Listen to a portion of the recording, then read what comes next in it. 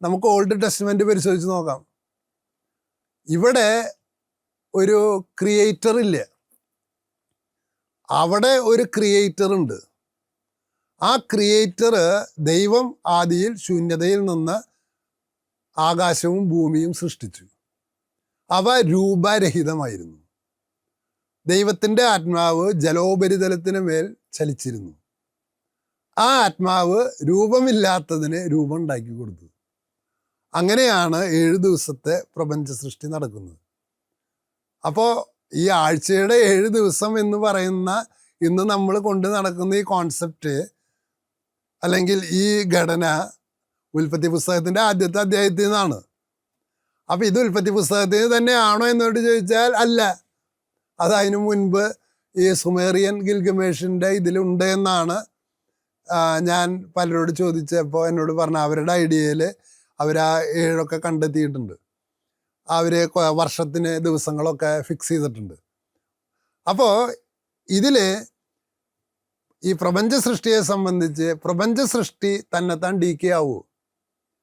ഇല്ല. കാരണം ഓരോ സൃഷ്ടിക്ക് ശേഷം ദൈവം പറയുന്നതായിട്ട് അതിൽ രേഖപ്പെടുത്തിയിരിക്കുകയാണ്. അപ്പോൾ ഇവിടെ ദൈവം പറയുന്നുണ്ടോ ഇല്ലയോ എന്നതിനെ കുറിച്ചൊന്നും ഞാൻ തർക്കത്തിനില്ല. ഒറ്റ കാര്യമുള്ളൂ ഞാൻ ഇവിടെ പറയുന്നത്.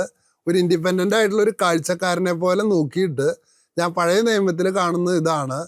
ഓരോ സൃഷ്ടിക്ക് ശേഷം ദൈവം പറയാണ് ഇറ്റ് ഈസ് പെർഫെക്റ്റ്. 1-ാം ദിവസം എല്ലാം ഉണ്ടാക്കിയ ആൾ പറഞ്ഞു ഇറ്റ് ഈസ് പെർഫെക്റ്റ്, മനോഹരമായിരിക്കുന്നു. 2-ാം ദിവസം അതുണ്ടാക്കിയിട്ട് പറഞ്ഞു ഓൾ പെർഫെക്റ്റ്. 6-ാമത്തെ ദിവസം അതുണ്ടാക്കിയിട്ട് പറഞ്ഞു, മനുഷ്യനുണ്ടാക്കിയിട്ട് പറഞ്ഞു എവറിത്തിങ് ഈസ് പെർഫെക്റ്റ്.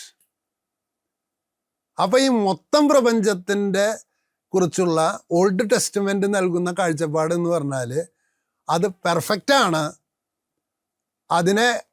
അതിന് ഡീക്കേ ഇല്ല. അതുകൊണ്ടാണ് അതിനെ പറുദീസ എന്ന് പിന്നീട് വന്ന തത്വചിന്തകന്മാർ പേരിട്ട് കൊടുത്തത്. ഈ പറുദീസയിൽ ഈ പ്രപഞ്ചത്തിന് ലയഭംഗം വന്നത് എന്തുകൊണ്ടാണ്? അതാണ്. അപ്പം ഇവിടെ മനുഷ്യനോട് പറഞ്ഞു എന്തെന്ന്, ഒരു നൂറ്റാണ്ടുകൾക്ക് മുമ്പ് എഴുതിയിട്ടുള്ള ഒരു ലിങ്ക് ഇത്രയേ ഉള്ളൂ. നീ നന്മ തിന്മയുടെ മാനദണ്ഡം നീ ലംഘിച്ചാൽ, നീ അൺഎത്തിക്കലായിട്ടോ ഇമ്മോറലായിട്ടോ പെരുമാറിയാൽ ഈ ലയം മുഴുവൻ ഭംഗം വരും, അതൊക്കെ നശിച്ചു പോവും. അപ്പോൾ ശരിക്കും പറഞ്ഞാൽ നന്മ തിന്മകളുടെ വേർതിരിവിൻ്റെ വൃക്ഷത്തിൽ നിന്ന് നീ ഭക്ഷിക്കരുത്. നീ ദൈവമല്ല, എന്നാൽ നീ ദൈവത്തിൻ്റെ ഛായയിലുള്ളവനാണ്. അപ്പോൾ ഇന്ത്യൻ തത്വചിന്തയും ഇവരും തമ്മിലുള്ള വ്യത്യാസം ഇതാണ്. ഇന്ത്യൻ തത്വചിന്ത എപ്പോഴും പറഞ്ഞുകൊണ്ടിരിക്കുന്നത് ഞാൻ തന്നെയാണ് ദൈവം എന്നാണ്. ഓൾഡ് ടെസ്റ്റ്മെൻറ്റ് പറയുന്നത് നീ ദൈവത്തിൻ്റെ ഛായയിൽ, you are only an image of God. റെപ്ലിക്കയാണ്, ഒറിജിനൽ ദൈവമാണ്. അപ്പം നിനക്ക് ഒറിജിനലിനോട് ചേർന്ന് നിന്നാൽ മാത്രമേ റെപ്ലിക്കയ്ക്ക് ലൈഫുള്ളൂ. ഇതാണ് ഈ പറയുന്നത്. മാത്രമല്ല നീ നന്മ തിന്മകളുടെ വേർതിരിവിൻ്റെ നീ ചൂസ് ചെയ്യരുത്. ഒരിക്കലും തിന്മേനെ ചൂസ് ചെയ്യരുത്, എപ്പോഴും നന്മേനെ ചൂസ് ചെയ്യണം. അപ്പോൾ അവിടെ മനുഷ്യന് ചോയ്സ് ഉണ്ട്. ഇപ്പുറത്ത് മനുഷ്യന് ചോയ്സ് ഇല്ല, ദൈവത്തിനും ചോയ്സ് ഇല്ല. വേണം വേണ്ട എന്ന് തിരഞ്ഞെടുക്കാനുള്ള കഴിവ് മനുഷ്യനുണ്ട്. അതുകൊണ്ടാണ് മനുഷ്യനോട് പറയണേ ഡോണ്ട് ചൂസ്. ഏത്? നീ നന്മ തിന്മയിൽ തിന്മ നീ ചൂസ് ചെയ്യരുത്. ആ വൃക്ഷത്തിൽ നിന്ന് ഭക്ഷിക്കരുത്. ഭക്ഷിക്കരുതെന്ന് പറഞ്ഞാൽ പ്രവർത്തിക്കരുത്. അപ്പം പ്രിയമുള്ളവരെ, അങ്ങനെ അവൻ അത് ഭക്ഷിച്ചു. ഭക്ഷിച്ചപ്പോൾ എന്ത് ഇഫക്റ്റ് ഉണ്ടായി എന്ന് അതിലെഴുതി വരുന്നുണ്ട്.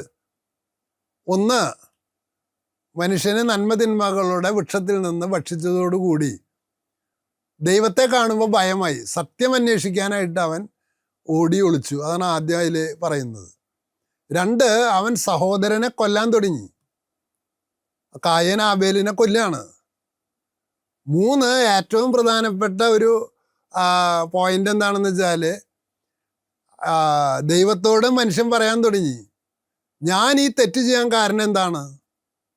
നീ എനിക്ക് തന്ന ഭാര്യ കാരനാണ് ഞാൻ ഈ തെറ്റ് ചെയ്തത്. അവൻ ആ റെസ്പോൺസിബിലിറ്റി ഏറ്റെടുക്കാൻ പറ്റണില്ലേ?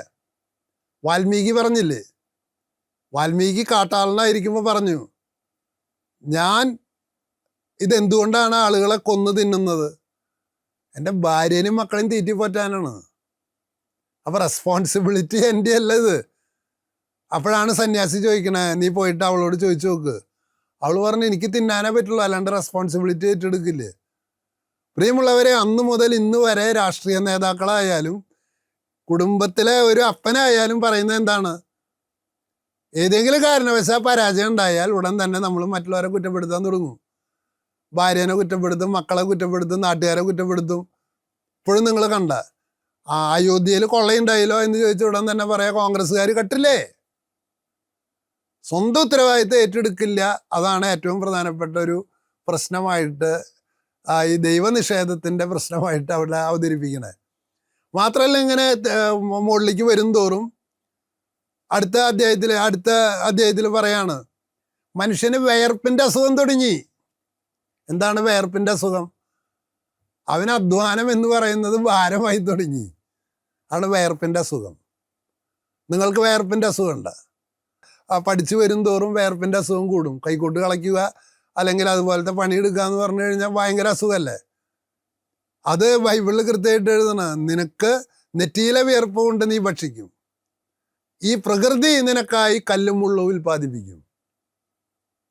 അപ്പൊ പ്രകൃതിയുടെ ലയഭംഗത്തിൻ്റെ കാരണം, എൻട്രോപ്പിയുടെ കാരണം, ഈ പ്രപഞ്ചം ഡീക്കേ ചെയ്യുന്നതിൻ്റെ കാരണം മനുഷ്യനാണ്. നീ മൂലം പ്രകൃതി കല്ലും മണ്ണും ഉൽപ്പാദിപ്പിക്കും.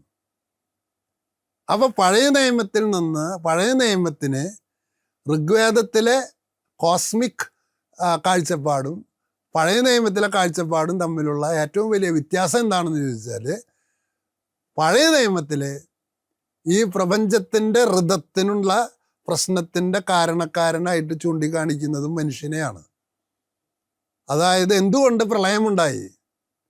ആ പ്രളയമുണ്ടായത് പ്രപഞ്ചം ഡീക്കേ ചെയ്തതല്ല. ആ പ്രളയത്തെ നിഷേധിക്കുന്ന ഒറ്റ സംസ്കാരങ്ങളും ലോകത്തിലില്ല. ഇന്ത്യൻ സംസ്കാരം പ്രളയത്തെ അംഗീകരിക്കുന്നു, ഓൾഡ് ടെസ്റ്റ്മെന്റ് പ്രളയത്തെ അംഗീകരിക്കുന്നു, ഗിൽഗമേഷിൻ്റെ സുമേറിയൻ സംസ്കാരം പ്രളയത്തെ അംഗീകരിക്കുന്നു. അതൊരു കോമൺ ഒപ്പീനിയനാണ്. ഒരാൾ പറയണ്ടേ എല്ലാറ്റിലുള്ള കാരണം പകർത്തി എഴുതിയതാണെന്ന്. അങ്ങനെയല്ല മനസ്സിലാക്കണ്ടേ. എല്ലാവരും പറയുന്നതിനെയാണ് കോമൺ ഒപ്പീനിയൻ എന്ന് വിളിക്കുക. കോമൺ ഒപ്പീനിയനാണ് സയൻസിൻ്റെ ആദ്യത്തെ പടി. നേരെ തിരിച്ചല്ല. എല്ലാവരും പറയുന്നതുകൊണ്ട് പകർത്തി എഴുതിയെന്നല്ല. ഇതൊക്കെ ഇൻഡിപെൻഡൻ്റ് ആയിട്ട് ഓരോ സ്ഥലത്തുള്ളതാണ് ഈ പ്രളയം. എന്തുകൊണ്ട് പ്രളയമുണ്ടായി? ഉൽപ്പത്തി പുസ്തകം പറയാണ്, മനുഷ്യൻ്റെ ഹൃദയം ദുഷിച്ചതാണെന്ന് ദൈവം കണ്ടു. അവൻ തിന്മ ചിന്തിക്കുന്നു, തിന്മ സംസാരിക്കുന്നു, തിന്മ പ്രവർത്തിക്കുന്നു. ഇത് കണ്ട് ദൈവം ദുഃഖിച്ചു. അപ്പോൾ ദൈവം ഉണ്ടോ ഇല്ലയോ എന്നുള്ളതല്ല എൻ്റെ ഇവിടെ ഞാൻ ഉന്നയിക്കാൻ ഉദ്ദേശിക്കുന്നത്. ദൈവം ദുഃഖിച്ചോ ഇല്ലയോ എന്നുള്ളതല്ല. പ്രളയത്തിൻ്റെ, ഈ ക്രമഭംഗത്തിൻ്റെ, ഈ പ്രകൃതി ദുരന്തത്തിൻ്റെ കാരണക്കാരൻ മനുഷ്യൻ്റെ ധാർമ്മികതയാണ്. അവൻ നന്മ തിന്മയെ ലംഘിച്ചത് കൊണ്ടാണ് അവൻ ഇങ്ങനെ ഉണ്ടായത് എന്നതാണ് അടിസ്ഥാനപരമായ പ്രമേയം. അപ്പോൾ പ്രിയമുള്ളവരെ, അതുകൊണ്ടാണ് പിന്നീട് വരുന്ന അത് കഴിഞ്ഞ് എന്തുണ്ടായി? ആ ഉൽപ്പത്തി പുസ്തകം അവസാനിക്കുമ്പോഴേക്കും അത് രാഷ്ട്രീയവും. ഭൂമി മുഴുവൻ ദൈവത്തിൻ്റെതാണെന്നാണ് പറഞ്ഞിരുന്നത്. ഈജിപ്തുകാർ പറയാൻ തുടങ്ങി ഭൂമി മുഴുവൻ രാജാവിൻ്റെതാണെന്ന്. അവർ പറയാൻ തുടങ്ങി ഇവരൊക്കെ നമ്മുടെ അടിമകളാണെന്ന്. അപ്പം നിങ്ങളൊന്ന് ആലോചിച്ച് നോക്കിയേ, ആ ഉൽപ്പത്തി പുസ്തകത്തിൻ്റെ 50 അധ്യായം കഴിയുമ്പോഴേക്കും ആദ്യം എന്തുണ്ടായി? ദൈവത്തിനെ മനുഷ്യന് പേടിയായി. അവൻ ഓടി ഒളിക്കാൻ തുടങ്ങി, മറ്റുള്ളവരെ അക്യൂസ് ചെയ്യാൻ തുടങ്ങി. അടുത്തത് എന്ത് ചെയ്യാൻ തുടങ്ങി? സഹോദരനെ കാണുമ്പോൾ അവന് ദേഷ്യം വന്ന് അവനെ, നീ കാരനാണ് എനിക്കെല്ലാം ഉണ്ടാവണമെന്ന് കൊണ്ട് അവനെ കൊന്നു.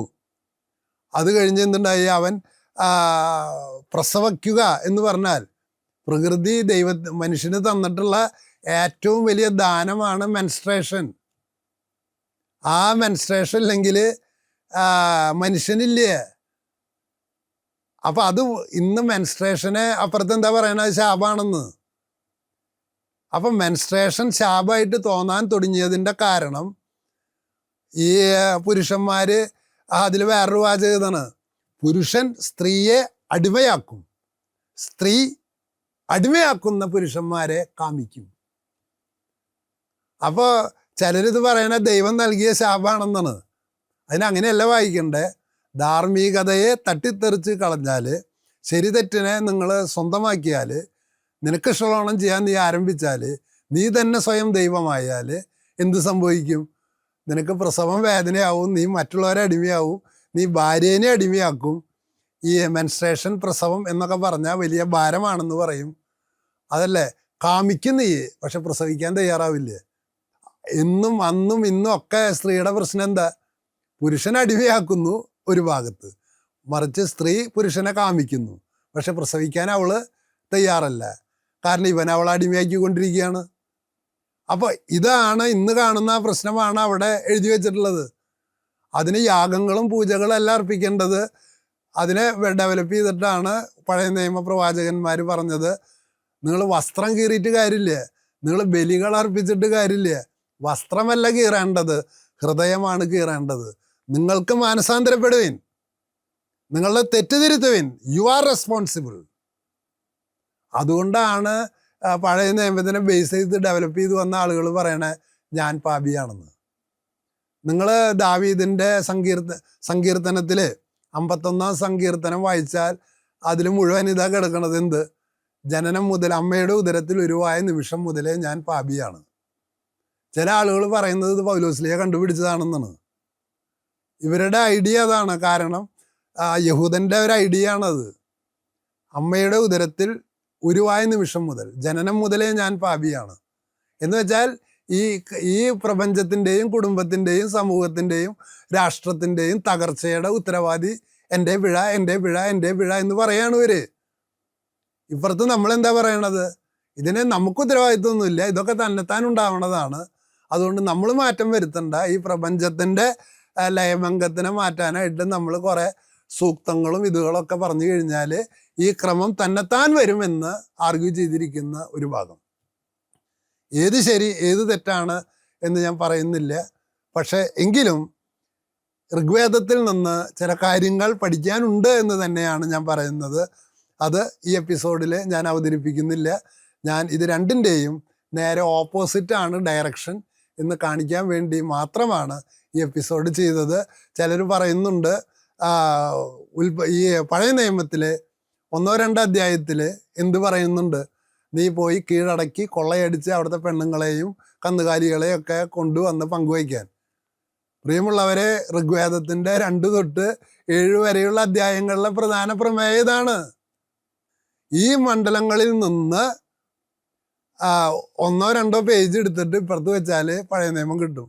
പഴയ നിയമത്തിൽ ബാക്കിയുള്ളതെല്ലാം മോറൽ, ഫിലോസഫിക്കൽ ആർഗ്യുമെൻസ് ആണ്, പൊളിറ്റിക്കൽ ആർഗ്യുമെൻസ് ആണ്. എന്നിട്ട് ഇവിടെയുള്ള പലരും പറയണ ഋഗ്വേദത്തിൽ മുഴുവൻ തത്വചിന്ത, പുണ്യം എഴുതി വെച്ചിരിക്കുന്നു, പഴയ നിയമത്തിലെ മുഴുവൻ കൊള്ള, കൊല മുതലായവ എഴുതി വെച്ചിരിക്കുന്നു. വളരെ അപൂർവ സ്ഥലങ്ങളിൽ മാത്രമേ നീ പോയിട്ട് കീഴടക്കൂ എന്ന ആ പാസ്ട്രൽ നൊമാഡിക് ജനതയുടെ ഒരു വികാരം, ഒരു വാർക്രൈ ഇതിനകത്ത് കാണുള്ളൂ. പഴയ നിയമത്തിനകത്ത് ഇതിലെ 75% ഈ പഴയ നിയമത്തിൽ കാണുന്ന ആ 1-2 അധ്യായങ്ങളിൽ കാണുന്ന ആ സാധനം ഉണ്ടല്ലോ, അതായത് നീ ആ ജനതയെ പോയി കീഴടക്കുക എന്നുള്ള ആ പ്രഖ്യാപനം. ഇവിടെ അതിനു വേണ്ടിയിട്ട് യാഗം അർപ്പിക്കണേ, അതിനു വേണ്ടിയിട്ട് ഇന്ദ്രൻ പണിപ്പെടണത്, ഇന്ദ്രൻ കൃഷ്ണനെയും അല്ലുന്നത് അതിനാണ്. അപ്പം എൻ്റെ ഏറ്റവും വലിയ കൺഫ്യൂഷൻ എന്ന് പറയുന്നത് ആ കൃഷ്ണനും അർജുനനും ഇവിടെ എങ്ങനെ വന്നു? പ്രിയമുള്ളവരെ, ആര്യസമാജമാണ് ഈ പ്രതിസന്ധി മുഴുവൻ ഉണ്ടാക്കിയെന്ന് ഞാൻ പറയാം. യഥാർത്ഥ ഹിന്ദുമതത്തിൻ്റെ വെളിച്ചം കെടുക്കുന്നത് ഈ ഋഗ്വേദത്തിലോ ഉപനിഷത്തുകളിലോ അല്ല. ഈ മഹാഭാരതം, രാമായണം, പുരാണങ്ങൾ, അതുപോലെ 100 കണക്കിന് കഥകളിലൂടെ ഇന്ത്യക്കാർ മനുഷ്യജീവിതത്തിന് ആവശ്യമുള്ള പല കാര്യങ്ങളും പഠിപ്പിച്ചു വെച്ചിട്ടുണ്ട്. അത് 100% വെസ്റ്റേണേഴ്സിന് കണ്ടെത്താനായിട്ട് കഴിഞ്ഞിട്ടില്ല. പക്ഷേ ഇന്ത്യക്കാരെന്ത് ചെയ്യണോ? അത്തരം പുസ്തകങ്ങളൊക്കെ 2-ാം തരമെന്നും ഋഗ്വേദം, ഉപനിഷത്ത് ഇതൊക്കെ 1-ാം തരമെന്നും പറഞ്ഞ് ഈ സംസ്കൃതം ഭാഷയ്ക്ക് വലിയ പ്രാധാന്യം കൊടുത്ത് മുന്നോട്ട് നീങ്ങുകയാണ്. അത് ചോദ്യം ചെയ്ത് നമ്മുടെ പുരാണങ്ങളിലും ഇതിഹാസങ്ങളിലും കിടക്കുന്ന സത്യത്തെ പുറത്തു കൊണ്ടുവരണം. ആർത്തവം ശാപമല്ല, കറുത്ത തൊലി ശാപമല്ല, മാത്രമല്ല സ്വർണം എന്താണ് ഇന്ത്യയിൽ ഇത്ര അധികം സ്വർണം വാങ്ങിക്കൂട്ടുന്നത്? ലോകത്തിലെ എല്ലാ രാജ്യങ്ങളിലുള്ള സ്വർണത്തേക്കാൾ അധികം സ്വർണം ഇന്ത്യയിലുണ്ട്. എന്താ കാരണം? അത് സ്വർണമാണ്, സ്വർണ്ണമുട്ടയെന്നാണ് ഈ ലോകം മുഴുവൻ ഉണ്ടായിട്ടുള്ളത്. ഹിരൺ സ്വർണ്ണാണ്. അപ്പോൾ ആ മുട്ടയുടെ മുകളിലാണ്, സ്വർണത്തിൻ്റെ മുകളിലാണ് വിഷ്ണു താമര ജനിച്ചത്. അതിൽ നിന്നാണ് വിഷ്ണു ജനിച്ചത്. അതാണ് എല്ലാ ടെമ്പിളിൻ്റെ അടിയിലും സ്വർണം കുഴിച്ചിട്ടിരിക്കുന്നത്. കാരണം അത് പ്രപഞ്ച വീക്ഷണത്തെ അവർ ഒരു എസ്തെറ്റിക്കായിട്ട് പ്രസൻറ്റ് ചെയ്തിരിക്കുകയാണ്. അപ്പോൾ അമ്പലത്തിലെ സ്വർണ്ണം എടുത്തിട്ട് നിങ്ങൾക്ക് ക്രിസ്ത്യാനികൾ ചെയ്യണ പോലെ സ്കൂളുകൾ തുടങ്ങിക്കൂടെ എന്നൊക്കെ ചോദിക്കുന്നത് തെറ്റാണ്. അതുപോലെ ശബരിമലയിൽ ആർത്തവമുള്ളവരെ കയറ്റിക്കൂടെ എന്ന് തെറ്റാണ്. അപ്പം അങ്ങനെയൊന്നും നമ്മൾ ചോദിക്കരുത് അവരോട്. കാരണം അത് ഈ ഋഗ്വേദത്തിൽ കാണുന്ന പ്രപഞ്ച സൃഷ്ടിയുടെ പ്രപഞ്ചക്രമത്തിൻ്റെ ഒരു റെപ്ലിക്കയാണ് അവിടെ ഉണ്ടാക്കി വെച്ച് അതിനെ അവർ പൂജ ചെയ്ത് ആ ക്രമത്തിന് ലയഭംഗം വരാതെ സൂക്ഷിച്ചുകൊണ്ടിരിക്കുന്നത്. അതാണ് അവരുടെ തത്വം. ഇതാണ് ഓൾഡ് ടെസ്റ്റ്മെൻറ്റിലെ തത്വം. രണ്ടും വളരെ ഡിഫറൻ്റ് ആണ് എന്ന് മാത്രം പറഞ്ഞുകൊണ്ട് നിർത്തുന്നു. നന്ദി, നമസ്കാരം.